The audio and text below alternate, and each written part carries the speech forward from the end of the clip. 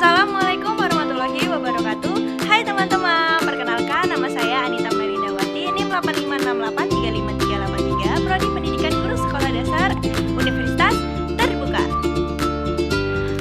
Pada video praktikum kali ini, saya akan membahas tentang simbiosis. Seperti yang kita tahu, simbiosis dibagi menjadi 3. Yang pertama, simbiosis mutualisme.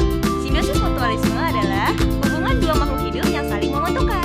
Contohnya, yang pertama ada kupu-kupu dan bunga. Kupu-kupu mendapat nektar sebagai makanan, sementara bunga terbantu dalam proses penyerbukan agar bisa berkembang biak. Yang kedua ada semut dan bunga sepatu.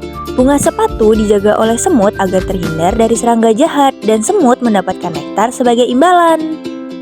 Yang ketiga ada cacing dan tanaman. Cacing menyuburkan tanah agar akar tumbuh subur, sedangkan tanaman memberikan sisa organik untuk makanan cacing.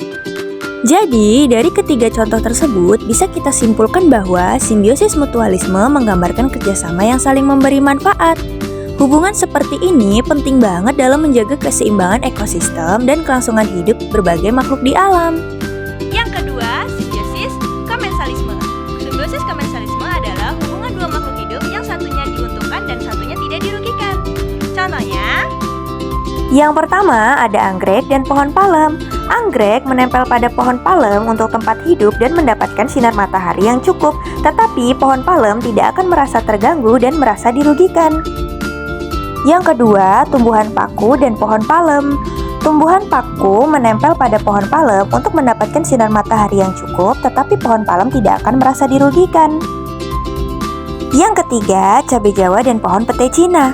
Cabai Jawa menempel pada pohon pete Cina untuk mendapatkan sinar matahari yang cukup, tetapi pete Cina tidak akan dirugikan. Dari contoh-contoh tadi, bisa kita simpulkan bahwa simbiosis komensalisme adalah bentuk hubungan yang damai dan seimbang, di mana satu makhluk hidup mendapat manfaat, namun makhluk lainnya tidak mengalami kerugian apapun. Hubungan ini menunjukkan bahwa alam punya cara unik untuk saling berbagi ruang tanpa harus saling merugikan. yang ketiga, simbiosis parasitisme. Simbiosis parasitisme adalah hubungan dua makhluk hidup yang satunya diuntungkan dan satunya dirugikan. Contohnya, Yang pertama, benalu pada pohon ketapang.